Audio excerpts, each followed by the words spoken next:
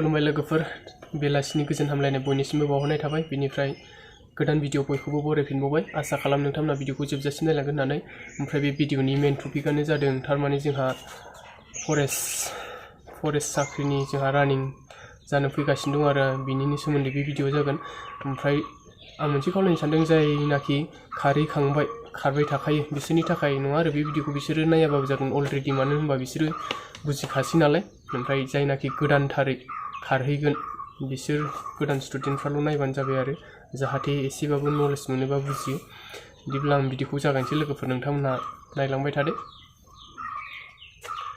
ओमफ्राय लोगोफोर थारमाने आंनाबो 21 तारिखनिफ्राय आरो आं एडमिट डाउनलड खालामनानै बख'नानै लाबाय आरो एडमिटखौ दिनैहाय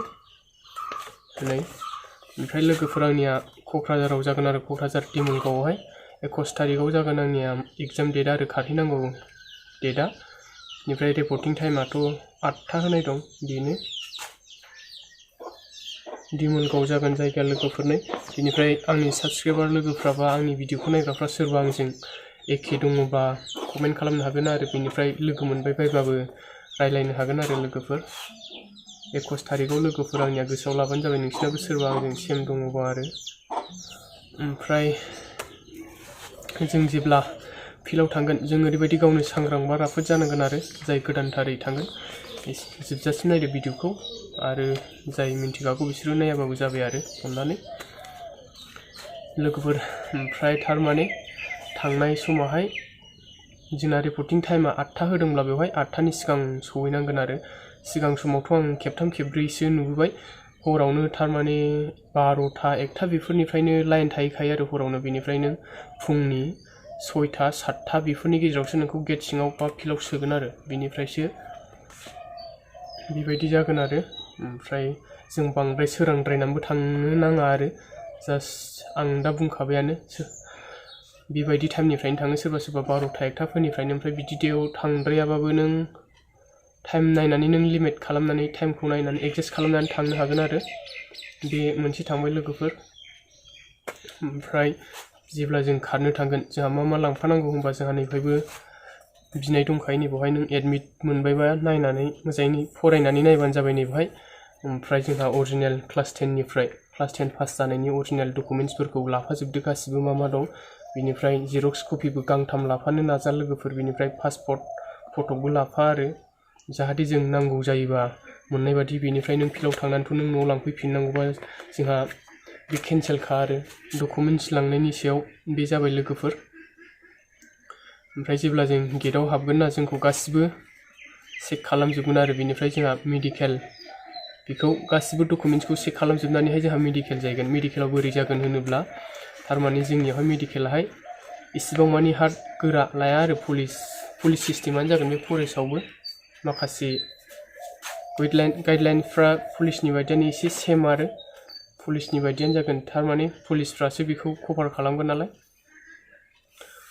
पुलिसनियावथ' जास्ट आं फरेस्टनिखौथ' खुनु दिन आं होफेरनो मोनाखै एबारसो फार्स्ट टाइम आं फरेस्टनियावहाय बेनिफ्राय पुलिसखौथ' गोबां जाबाय आरो होबाय थायो पुलिसनियावथ' जास्ट सिम्पोल मेडिकेलावहाय नोंखौहाय कालार फिथाइफोरनि कालार बिदिनो कालार सोंनो हागोन आरो कालारखौ सोंनानै नामखौ सोंगोन आरो बे मा कालार बे कालारनि नामा जेनेबा गोजाखौ मा बुङो इंलिसनि गोमोखौ मा बुङो बेफोरबायदि बेनिफ्राय नों खारनाय समावहाय खारनो थांनाय समाव नों मा ड्रेस गानलांगोन जोंनि पेन्ट बा गस्ला बेफोरनि कालारखौबो नों गोसोआव लानाया मोजां बेफोरखौबो सोङो आरो बेनिफ्राय नाम्बार सोंनो हागौ 1 2 3 ABCD बेफोरबायदि सोंनो हागौ जास्ट सिम्पोलसो आरो बे थांबाय बेनिफ्राय जेब्ला जोंहा खारनो थांसिगोन बेनिफ्राय मेडिकेल जोबनानै जोंनावहाय GPS लागायगोन आरो मानसिनावहाय GPS होनबा थारमाने जोंना CC केमेरा सिस्टेमसो जाजोबो नालाय थारमाने माबायावहाय खारनाया आरो CC केमेराजोंसो नोंखौहाय खेबजोबगोन रेकर्ड खालामजोबगोन GPS लागायनानै बे GPSआवहाय नों बेसेबां खारनो हायो नोंनि खारनो हानाय माबाया बेवहाय GPSआव कम्पिउटाराव सेभ जाजोबगोन आरो जों रावबो थगायनानै खारनो हाया दानि आथिखालनि जुगाथ' कम्पिउटार जुग नालाय लोगोफोर ओमफ्राय बे थांबाय खारनाय समाव ओमफ्राय नों ओरैबायदि जाबानो जाबाय लोगोफोर जाहाथे नों जुथायै खारो ना आथिंजों खारो बेनिफ्राय नोंनि गाननाय गस्ला पेन्ट इजार ओमफ्राय जुथा गानोबा जुथाखौ नों लेसफोरखौ मोजाङै खारनायनि सिगां मोजाङै गोरा खाफ्रानानै लाखाबानो जाबाय आरो जाहाथे खारबाय थानाय समावहाय जेबो प्रब्लेम दिरुंफोर गेवलाबायनाय जाया बेफोरबायदि आरो बेनिफ्राय जों खारनाय समावहाय नों गस्लाफोरखौबो इसिबां माने टाइट इसिबां माने जांख्लाबफोरखौबो गाननो नाङा आरो एसे मिडियामखौ गानदो ओमफ्राय जोंहा पेन होनोब्ला बल जोनायाव गानो जायखौ फुटबल गेलेनायावहाय इजार लावग्रा बेखौ गाननाया मोजां आरो बिदिनो मिडियाम गाननांगोन हान्थु बारनाय गाननांगोन आरो हान्थुनि आइसिन गानोब्ला जोंहा प्रब्लेम जागोन बुक थागोन खारनायाव खारनो हानाय नङा बेफोरबायदि जायो आरो बेनिफ्राय लंपेन्टफोर गानोब्ला एसे प्रब्लेम जायो आरो इजार गाननो बे मोनसे थांबाय लोगोफोर ओमफ्राय नोंथांमोना गासिखौबो बुजिबाय जानांगौ बेनिफ्राय आं मोनसे लेभेलाव बारलांबावनोसै बेखौ आरो जाय बुजिथाराखै कमेन्ट खालामनानैबो सोंनो हागोन आरो आं कमेन्टआवबो रिप्लाइ होनो नाजागोन ओमफ्राय एबारावहाय आं माबायदि जागोन माबायदि खारनो नांगौ बेसेबां खारनो नांगौ बेसेबां टाइमावहाय फोजोबनो नांगोन बेसे गोलाव खारनो नांगोन बिनि सायावहाय आं एसे खिन्थाबावनोसै लोगोफोर बेनिफ्राय आं गिबियाव मोनसे खावलायबावनो सानो आरो माबाफोर गोरोन्थि जालांदोंब्ला अननानै निमाहा होगोन होननानै बेनिफ्राय बैसोखौथ' नांलायला जोंहा बैसोआ थारमाने अनलाइन एप्लाइ खालामनायावनो बे जोबलांखाबाय आरो बेनिफ्राय आं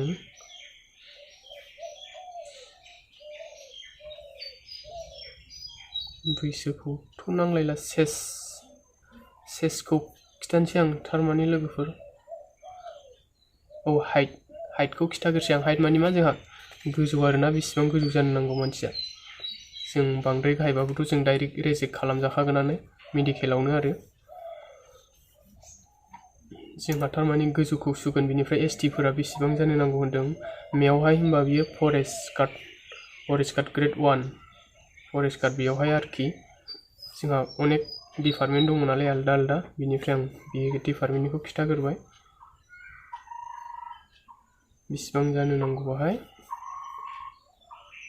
हौवाफोरा एसटिफोरनिखौ खोन्थानोसै आं लोगोफोर आं गुबुननिखौ खोन्थाला हौवाफोरा 153 सेन्टिमिटार गोजौ जानो नांगोन बिनिफ्राय हिन्जावफोरा 145 सेन्टिमिटार गोजौ जानो नांगोन आरो लोगोफोर बे थांबाय बेनिफ्राय नैबे बिनिनो सेस मानि मा जोंहा बिखानि जखा आरो बिखानि जखाबो सुयो बिखानि जखाया नर्मेल जों बिदि सिम्पोल दलर थानानै बेसेबां जानो नांगोन होनदों 79 सेन्टिमिटार जानो नांगोन बे बिखानि जखाया आरो लोगोफोर ओमफ्राय एक्सपेन्डेड खालामोब्ला एक्सपेन्डेड होननाय माने मा होनदों फेदेरनानै आरो बडिखौ फेदेरनानैहाय सुगोन आरो खेबनै सुगोन मोनसे नर्मेलाव सुगोन ओमफ्राय मोनसे बडिखौ फेदेरहोनानै सुगोन आरो फेदेरोब्ला बेसेबां जानो नांगोन होनदों 84 सेन्टिमिटार जानो नांगोन आरो ओमफ्राय बे थांबाय मोनसे ओमफ्राय दानिया नैबे मोनसे नै AFPF कनस्टेबल आंनाबो नैबेयावसो लोगोफोर AFPF कनस्टेबलाव आरो ओमफ्राय बेवहाय बेसेबां जानो नांगोन हौवाफोरनिया गोजौआ आरो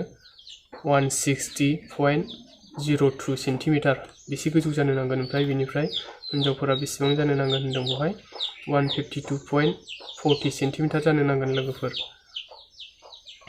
आं एसटिफोरनिखौल' खोन्थालांबाय लोगोफोर ओमफ्राय बे थांबाय ओमफ्राय दानिया बिनिया सेस बिखानि जखा आरो हौवाफोरनिया हिन्जावफोरनिखौथ' सुनाय जाया लोगोफोर बिखानि जखाखौ आरो हौवाफोरनिखौल' सुयो बेसेबां जानो नांगोन नर्मेलावहाय 80 सेन्टिमिटार नैबेना नै एसे बारा जाफैदों आरो 80 सेन्टिमिटार जानो नांगोन बेना ओमफ्राय फेदेरोब्ला बेसेबां जानांगोन होनदों 85 जानांगोन लोगोफोर नोंथांमोना प्रेक्टिस खालामनाय समावनो फिथाफोर लानानै गावखौनो जखा नायनो हागोन आरो आं बेसेबां गोजौ दं जेनेबा आंनि बडिफ्रा बेसेबां जों बेखौबो सुनानै ट्राइ खालामनो हायो बे मोनसे ओमफ्राय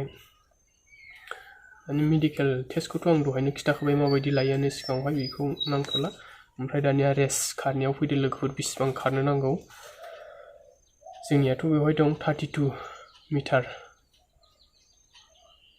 300 3200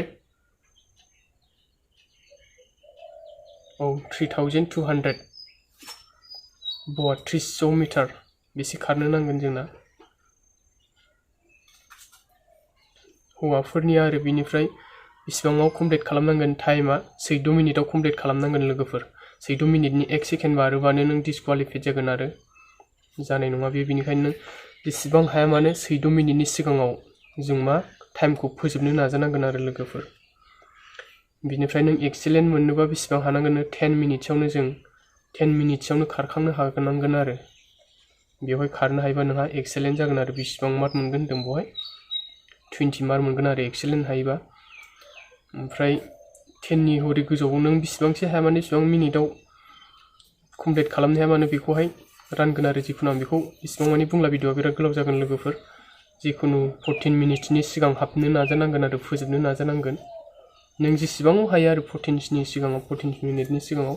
बेनिफ्राय लं जाम्पबो दङ। लं जाम्पआव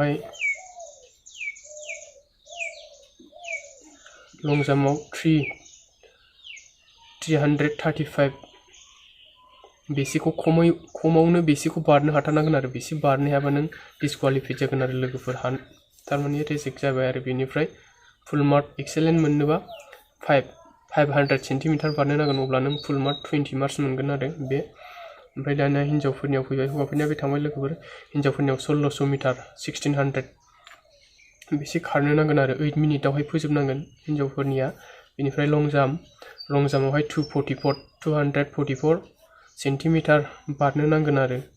ओमफ्राय चान्सखौ खिथानो बावदों आं लोगोफोर, 3 टाइम्स थारमाने खेबथाम चान्स मोनगोन आरो। खेबथामनि गेजेरावहाय नों बेसेबां, खेबथामनि गेजेराव बबेयो बांसिन जादों, फार्स्ट ना सेकेन्ड ना थार्ड, बे नों बबे गोलावसिन बारनो हादों बेखौनो लागोन आरो। बेनिफ्राय नों एक्सेलेन्ट बारनो हायोबा खेबसे बारनायावनो नोंखौ लागोन आरो, डाबल बारहोनाय नङा बेबादि। बे थांबाय। मोजाङै बारनायफोरखौबो सिनफोरखौ मोजाङै नायनानै बारबानो जाबाय, जाहाथे रेजेक्ट जायिबादि। थारमाने नोंहा खेबथामबो रेजेक्ट जायोबा नोंहा डिसक्वालिफाइड जागोन आरो लोगोफोर, बेनिखायनो मोजां बारनो नाजानांगौ। ओमफ्राय हिन्जावफोरनियाव बे थांबाय। बेनिफ्राय रानिं खारनायनि एक्सेलेन्टआ हिन्जावफोरनिया थारमाने 5 मिनिट 30 सेकेन्डआवहाय कमप्लिट खालामनो हानांगोन आरो, अब्ला एक्सेलेन्ट मार्क मोनगोन हिन्जावफोरनिया 20 मार्क मोनगोन। बेनिफ्राय 8 मिनिटनि सिगांथ' हाबनो नाजाथारनांगोन, 8 मिनिटनि लेट जायोबानो डिसक्वालिफाइड जागोन आरो हिन्जावफोरनिया। ओमफ्राय लं जाम्पआ बेनो 244 बारथारनांगोन क्वालिफाइड जानो आरो हिन्जावफोरनिया। बेनिफ्राय एक्सेलेन्ट जानोबा बेसेबां जानांगोन, 389 सेन्टिमिटार बेनो लोगोफोर। ओमफ्राय लोगोफोर पुलिसनियावथ' सिगांथारनियाव सिनाप मोनाखैमोन, दाखालि बावैसो जालांनायावहाय सिनापबो मोनदों आरो। ओमफ्राय नैबेयावथ' आं सिनाप नुवासै। सिनाप होनोब्ला जोंहा गनाव हमथानानै गोजौनि ओरै बुक डाउन होनाय आरो। पुलिसनियावथ' सिगां बिदि सिनापहाय थारमाने एक्सेलेन्ट थांनोबा 14 टाइम्स 14 बार होनांगौमोन आरो। ओमफ्राय नैबावथ' आं नुवासै। ओमफ्राय आं एडभार्टाइजमेन्टखौबो होनो नाजागोन आरो, गाहायनि डिसक्रिपसनाव चेक खालामनो हागोन नोंथांमोना आंनि बुंनायफोरखौ बुजिजोबाखैबा आरो, बेवहाय लिंकआव क्लिक खालामनानैबो थांनानै मोजाङै फरायहैफिननो हागोन लोगोफोर। ओमफ्राय माबाफोर गोरोन्थि जालांदोंबा निमाहा बिनाय थाबाय, अननानै निमाहा होगोन होननानै आसा खालामनाय थाबाय आरो। ओमफ्राय लोगोफोर डेटआथ' जोंहा गैलानो, 13 थारिखनिफ्रायनो स्टार्ट जागोन होननाय खोनादों। आंनाथ' 21आवसो, एसे गोबावानो दंबावो आंना। ओमफ्राय आंनाबो थारमाने प्रेक्टिस होनाया बारा मोजां जायाखै आरो, एसे खम जादों। ओमफ्राय जाय खारहैगोन गासिबो मोजाङै नाजाबानो जाबाय, जाहाथे बयबो नाजानानै आसामनि फरेस्ट गार्ड जानो हायो आरो साख्रि मोननो हायो। बयबो मोजां नाजादो आरो। बेनिफ्राय लोगोफोर जों प्रेक्टिसखौ माबायदि होनोब्ला जोंथ' मिथिखागौआनो, जाय खारबाय थायो जों हायोबा दिनाव खेबथामखौ होनो नाजा, फुं सानसु मोनाबिलि आरो। बे 3 टाइम्स होनो नाजा जों प्रेक्टिसखौहाय हायोबा। बेनिफ्राय जों हायाबाबो खननैखौ नाजाथारनांगौ आरो। ओमफ्राय जों माबायदि खारनो नांगौ होनोब्ला जों लामा बा डाइरेक्ट लंजार खारालासिनो फोथाराव खारनायानो मोजां आरो लोगोफोर। बेनिफ्राय जों खारोबा फोथारखौबो जोंहा 300 मिटार नांगौ नालाय। ओमफ्राय जों फिथाजों राउन्डखौ सुखानानै खारनाया मोजां आरो। मानो होनोबा जोंहा सुवालासिनो जानला मोनला खारलाबाय थायोबा खम बा बाराबो जानो हागौ, बेनि थाखाय जों टाइमखौ एडजास्ट खालामनो हानाय नङा लोगोफोर। बेनिखायनो जों सुखानानै खारनाया मोजां आरो, बेसेबां गुवार दं फिल्डनि गुवारा आरो। ओमफ्राय जों टाइम टु टाइम खारनांगोन। खारनाय समावहाय जों मबाइल बा घड़िफोरखौ जों टाइमार खालामनानै खारनो नांगोन आरो लोगोफोर, जाहाथे जों टाइमजों मिलायहोनो हादोंना हायाखै बेबायदि खालामबानो जाबाय। ओमफ्राय मोनसे खोथाबाव लोगोफोर, जोंना थारमाने फिल्डआव जों खारनो थाङोबा 32 बा जों खेबबेसे खारनांगोन होनबा 8 राउन्ड। 1600 बा जों खेबब्रै गिदिंनो नांगोन। बेनिफ्राय जों 32 बा बेसेबां 8 बार राउन्ड गिदिंनो नांगोन आरो। 8 बार राउन्ड गिदिंनायखौबो जों ओरैनो गोसोजों सानलांबाय थाबा बावनो हागौ आरो। बेनिफ्राय मा जों आसियावबो साननो हायो, जों सिनाव सानालासिनो जों आसिखौ बिदि लानानै खेबसे गिदिंगासेयाव बेबायदि लानोबो हायो आरो लोगोफोर। खेबनै गिदिंबा बेबायदि लादो, खेबथामबा बिदि लालांबाय थानो हागोन आरो। बेनिफ्राय सोरबा अन्थाइबो खननानै लायो, 8 बार गिदिंनांगौबा 8था अन्थाइबो खननानै लायो आरो, बे गावनि गोसोसै बियो। ओमफ्राय आं खारनायनि फर्मुलाखौबो खिथाबाय लोगोफोर, जाहाथे नों बावोबा मा जोंहा एडजास्ट खालामनो हानाय नङा नालाय टाइमखौहाय, जाहाथे जों बाराया जेनेबा जों 8 बारनि जायगायाव 9 बार खारबाय, अब्लाबो जों मा टाइमाव 14 मिनिट्सनि गेजेराव जों फोजोबनांगोन, मानो होनोब्ला जोंहा बेखार जागोन नङाबा। आरो नों बावनानै 8 बार खारनांगौ, 7 बार गिदिंनानैबो जों हाबफ्लांनो हागौ आरो, अब्ला बे मा सोरनि लस होनबा नों गावनिनो लस जागोन आरो। बेनिखायनो जों खारनाय राउन्डखौबो खनसे गिदिंनो हाखो बेखौबो जों सानखानां खारनो हानांगौ आरो, अब्ला जों गावनिनो मोजां बियो। ओमफ्रायथ' लोगोफोर, आं आसा खालाम बयबो मोजाङै मोजां फिल्डआव थांगोन आरो बयबो मोजाङै मोजां खारनो हागोन। बेनिफ्राय जों बयबो साख्रि मोननो हायो आरो, आं बेखौ गसाइनियाव आर'ज गाबनाय थाबाय आरो बयनिसिमबो आंनिफ्राय अल दा बेस्ट बावहरनाय थाबाय लोगोफोर। ओमफ्राय आं भिडिअखौ बावनो फोजोबनोसै। गोजोननाय थाबाय बयनिसिमबो। बेनिफ्राय चेनेलाव गोदानै फैदोंब्ला अननानै सापर्ट खालामबानो जाबाय लोगोफोर। आरो आं मोनसे खावलायनो सानखायोदि आंनि जाय साबसक्राइबार लोगो नोंथांमोन, आंखौ खारनो थांनायाव 21 तारिखआव आंना क'क्राझारावहाय, जोंना डिस्ट्रिक्टआ क'क्राझारानो गोग्लैखायो नालाय, लोगो मोनबा रायलायनो हागोन आरो, आं सिनायाबाबो नोंथांमोनहा राव होग्रोनो हागोन आरो गाबज्रिनानैहाय। अब्ला लोगोफोर, आं दिनैनि भिडिअखौ बेयावनो दोनथ'नोसै। आसा खालामबाय नोंथांमोनहा बयबो भिडिअखौ नायनानै बुजिबाय, आरो बुजिथाराखैबा कमेन्ट खालामनानैबो सोंनो हागोन लोगोफोर। बिदिब्ला आं दिनैनि भिडिअखौ बावनो दोनथ'बाय लोगोफोर। जोबनायाव बयखौबो खुलुमबावबाय, गोजोन्थों बयनिसिमबो। बाय बाय।